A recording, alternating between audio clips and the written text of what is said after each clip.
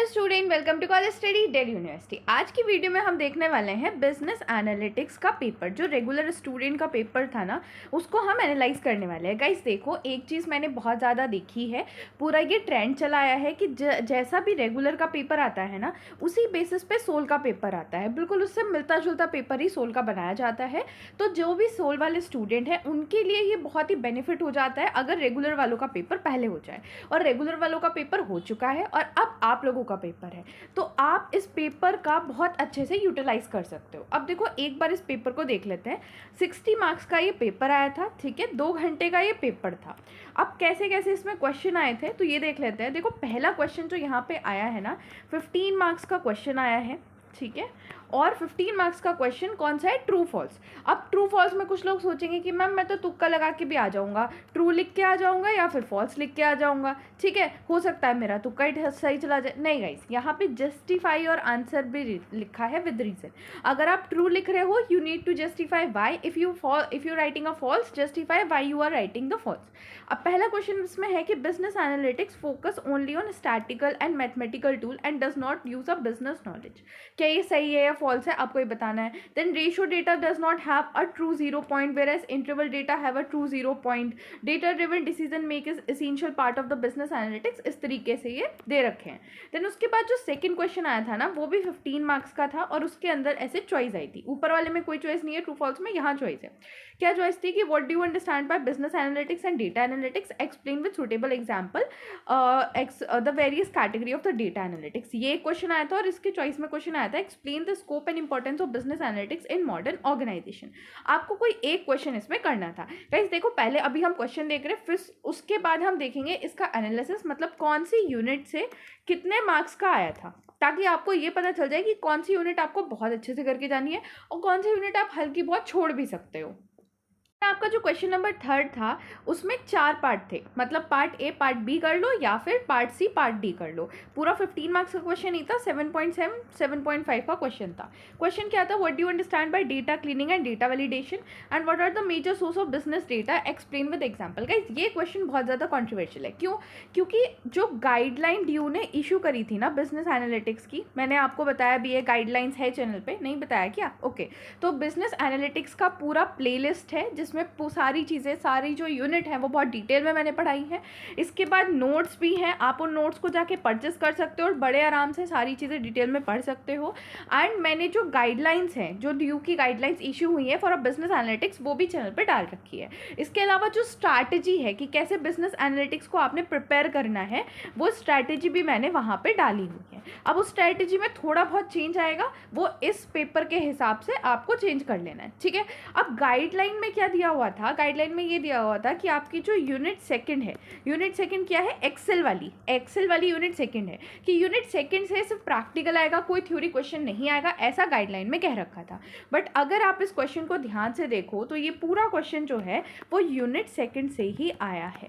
लेकिन अच्छी बात ये है कि यूनिट सेकंड से अगर क्वेश्चन आया है तो चॉइस में ये दूसरा क्वेश्चन आ गया है कि अगर आप यूनिट छोड़ के भी जा रहे हो ना, यूनिट सेकंड, तो जा सकते हो, क्योंकि चॉइस में दूसरी यूनिट का क्वेश्चन ज़रूर आएगा। तो बहुत ज़्यादा पैनिक होने की ज़रूरत नहीं है कि मैम यूनिट सेकंड कैसे पढ़े, क्या पढ़े, उसमें से यही क्वेश्चन जो है ना, यही तैयार करके चले जाना, ठीक है। पिछला PYQ अगर हो तो वो उठा लो और उसका भी जो यूनिट सेकंड का एक क्वेश्चन दे रखा है वो पढ़ के चले जाओ, काम हो जाएगा। बाकी यूनिट्स को अच्छे से करके जाओ, यूनिट सेकंड के चक्कर में अपना मत्था खराब मत करना, क्योंकि आप देख रहे हो कि यूनिट सेकंड की चॉइस में यहाँ पे दूसरा क्वेश्चन आया है कि explain measure of central tendency and dispersion with example. यहाँ पे मीन, मीडियन, मोड को आपको एक्सप्लेन करना है और मेजर ऑफ डिस्पर्जन एक्सप्लेन करना है, ठीक है। फिर उसके बाद briefly explain the various assumption of linear regression होता है ना, उसकी अजम्पशंस आपको बतानी है। बड़ी सिंपल सी 5 अजम्पशन है, आप याद करके चले जाना, लिख के आ जाना। देन उसके बाद क्वेश्चन नंबर 4 है explain any 3 of the following. अब इन 4 में से आपने 3 एक्सप्लेन करना है। बिग डेटा क्या होता है, हेटेरोडेसिटी क्या होता है, टेक्स्ट माइनिंग और मल्टीक्लारिटी। तो इस तरीके से आपका ये पूरा पेपर आया था। अब देख लेते हैं कि कौन सी यूनिट से कितना वेटेज रहा है, वो सारी एनालाइजेशन देखते हैं। देखिए, आपका ये जो क्वेश्चन नंबर 1 आया था ना, ट्रू फॉल्स वाला, ये पूरा का पूरा आपका यूनिट 1 से आया था। जो आपकी यूनिट 1 है ना, उसी के अंदर से ये पूरा का पूरा आपका क्वेश्चन नंबर 1 आया था। तो यूनिट 1 पूरा 15 मार्क्स का वहाँ से था। फिर ये जो क्वेश्चन नंबर 2 है, ये क्वेश्चन नंबर 2 आपका जो आया हुआ था वो यूनिट 1 से ही आया था। आप देख सकते हो पूरा का जो क्वेश्चन है वो यूनिट 1 से ही है। यहाँ पे बिजनेस एनालिटिक्स, डेटा एनालिटिक्स के बारे में जो दोनों के दोनों जो चॉइस के क्वेश्चन थे वो यूनिट 1 से ही आए थे। अब ये जो थर्ड क्वेश्चन था उसमें ये वाला जो क्वेश्चन था पार्ट ए और पार्ट बी, वो तो आया था यूनिट 2 से, डेटा प्रिपरेशन से। टॉपिक जो था डेटा प्रिपरेशन है, ठीक है। और उसका जो सी पार्ट और डी पार्ट था, जो सी पार्ट था वो यूनिट 4 से था, डिस्क्रिप्टिव स्टैटिस्टिक्स, और जो डी पार्ट था अजम्पशन ऑफ लीनियर रिग्रेशन, वो आपका यूनिट 5 से था, प्रेडिक्टिव एनालिटिक्स। फोर्थ क्वेश्चन जो आया था उसका पहला टर्म बिग डेटा, ये जो है यूनिट 1 से है, जहाँ पे आपको डेफिनेशन बतानी है बिग डेटा की, 5V होता है। अब अगर आपने ये सब नहीं पढ़ा है तो फटाफट प्लेलिस्ट खोलो और पढ़ना शुरू करो। एक दिन के अंदर, सिर्फ एक दिन के अंदर आप अपना बिजनेस एनालिटिक्स पूरा कंप्लीट कर सकते हो उस प्लेलिस्ट से। बहुत ही अच्छे से मैंने चीज़ें समझाई हैं, बिल्कुल अकॉर्डिंग टू गाइडलाइन समझाया है, कुछ फालतू चीज़ आपको नहीं पढ़ाई है, क्योंकि मुझे पता है कि टाइम बहुत ही लिमिटेड होता है एग्जाम में, ठीक है। देन उसके बाद ये हेटेरोडाइसिटी वाला जो क्वेश्चन था वो यूनिट 5 से था, टेक्स्ट माइनिंग भी यूनिट 5 से था, और मल्टीपोलैरिटी भी यूनिट 5 से था। तो अगर हम पूरा वेटेज की बात करें कि किस तरीके से हमारा वेटेज आया हुआ था, तो हम ये कह सकते हैं कि आपकी जो यूनिट 1 थी वो हेवीली टेस्टेड थी, क्योंकि क्वेश्चन नंबर 1 के पूरे पाँचों के पाँचों पार्ट वहाँ से थे, क्वेश्चन नंबर 2 भी वहीं से था, और क्वेश्चन नंबर 4 का जो ए पार्ट था वो वहाँ से था। यूनिट 2 जो था वो पार्शली टेस्ट है, मतलब अगर आप इसे छोड़ना भी चाहो तो आप छोड़ सकते हो। But the main thing is जो आपका यूनिट 3 है, आर प्रोग्रामिंग बेसिक, जो बेसिक आर प्रोग्रामिंग है, कैसे लिखते हैं, क्या चीज़ क्या होती है, वो क्वेश्चन पेपर में देखा ही नहीं गया। बट इसका मतलब ये नहीं है कि मैम हम तो यूनिट 3 पूरी छोड़ के जा रहे हैं। Guys, due is unpredictable.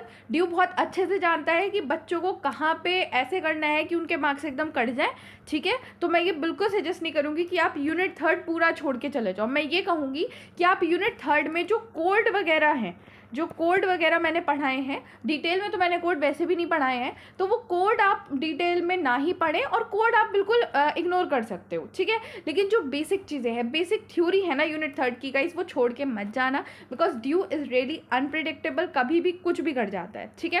तो इस पे आप कम ध्यान दे सकते हो, बट छोड़ के मत जाना।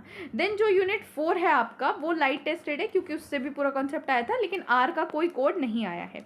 यूनिट 5 जो है वो भी अच्छे से टेस्ट किया गया है, क्योंकि आप देख सकते हो क्वेश्चन नंबर 3 का जो डी पार्ट है वो भी यूनिट 5 से आया, और फिर क्वेश्चन नंबर 4 जो है वो पूरा इस तरीके से आया था कि आप यूनिट 5 अगर करके गए हो तो अटेम्प्ट कर सकते हो। तो ये आपका पूरा एनालिसिस है। अब एक चीज़ मैं आपको इम्पॉर्टेंट ये बता देती हूँ, इम्पॉर्टेंट चीज़ ये है कि आपने किस तरीके से आप पढ़ाई करनी है। तो आपको पढ़ाई ऐसे करनी है कि सबसे पहले आप जाके स्ट्रैटेजी की वीडियो देखो, इस वीडियो के बाद स्ट्रैटेजी की वीडियो देखो बिजनेस एनालिटिक्स की, जो मैंने बताई है, ठीक है।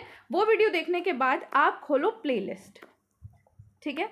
प्लेलिस्ट में आपको 2 तरह के लेक्चर मिलेंगे, एक तो लेक्चर है फॉर द एग्जाम, और दूसरा प्रैक्टिकल भी है वहाँ पे, ठीक है। प्रैक्टिकल लेक्चर भी मैंने कराए हैं, तो वो जो प्रैक्टिकल पार्ट है वो आपको नहीं करके जाना है, वो आप छोड़ जाना। वो इसलिए था कि रेगुलर वाले स्टूडेंट्स का प्रैक्टिकल एग्जाम भी होता है अच्छे खासे मार्क्स का, तो उनके लिए वो था। तो जो लेक्चर वाला वीडियो है ना, जहाँ मैं आपको पढ़ा रही हूँ PDF से, वो आप करना उसमें से, जहाँ पे मैं आपको आर में पूरा करके दिखा रही हूँ वो आप छोड़ देना, ठीक है।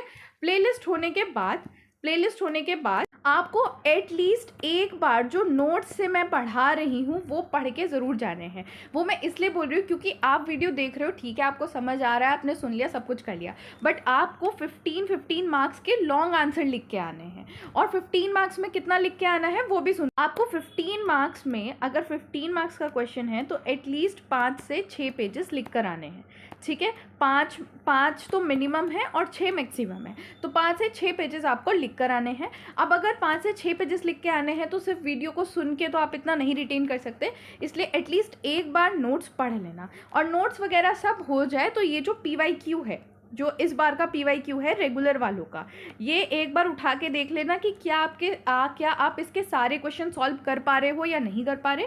और ये जो PDF है ना, जो ये PDF से मैं आपको पढ़ा रही थी, ये वाली PDF मैं आपको टेलीग्राम पे दे दूँगी। इसके अंदर मैंने ना आंसर्स भी डाल दिए हैं, जैसे क्या क्या लिख के आना है। अगर क्वेश्चन आया है business analytics and data analytics का, तो उसके अंदर आपको क्या क्या लिख कर आना है। जो ट्रू फॉल्स है उनका पूरा आंसर और रीज़न मैंने डाल दिया है, ताकि आप जो है पेपर का सॉल्यूशन भी पूरा देख के चले चले जाओ रेगुलर वालों का। तो ये पूरा सॉल्यूशन आपने एक बार देखकर पढ़कर समझकर जाना है, क्योंकि रेगुलर का पेपर जो है ना वो सोल वालों के पेपर के लिए बेस की तरह काम करता है। इतना होने के बाद आपको एक चीज़ और ध्यान रखनी है कि आपने एग्ज़ाम में वॉच लेकर जानी है। मैम वॉच क्यों लेके जानी है? क्योंकि 60 मार्क्स का पेपर है and you must manage your time, because अगर टाइम मैनेज नहीं हुआ तो भले ही आप कितने अच्छे से तैयार करके जाओ, आपका पेपर छूट जाएगा। तो अपना टाइम बहुत ढंग से आपने मैनेज करना है और वॉच लेकर जानी है। और आपका जो नेक्स्ट पेपर है ना कॉर्पोरेट गवर्नेंस का या जीएसटी का, उसके लिए जो पूरा एनालाइज आएगा ना, जैसा ये इस पेपर का एनालाइज आया है इस तरीके से पूरा एनालिसिस आएगा, लेकिन वो इस चैनल पे नहीं आएगा, वो आएगा @collegestudies2। अभी चैनल मैं आपको खोल के दिखा देती हूँ, आप इसे सब्सक्राइब करके रख लेना, क्योंकि ट्रैफिक काफ़ी ज़्यादा है, हमें कई सारी वीडियो डालनी पड़ रही है, तो ये उस चैनल पे आ जाएगा। तो आप एक बारी इस चैनल को भी सब्सक्राइब करके रख लेना। मैं आपको चैनल दिखा देती हूँ गाइस, ये वो चैनल है, आपको इस चैनल को सब्सक्राइब करके रख लेना है। इस पर काफ़ी सारी वीडियोज़ आई हैं आपकी, सेक वैक वगैरह की सारी वीडियोज़ हैं, इसके अलावा ईवीएस वगैरह की भी वीडियो हैं, और आगे जो वीडियो आएंगी ना आपकी कॉर्पोरेट गवर्नेंस की और जीएसटी के पेपर एनालिसिस की, वो सारी इसी पे आने वाली हैं।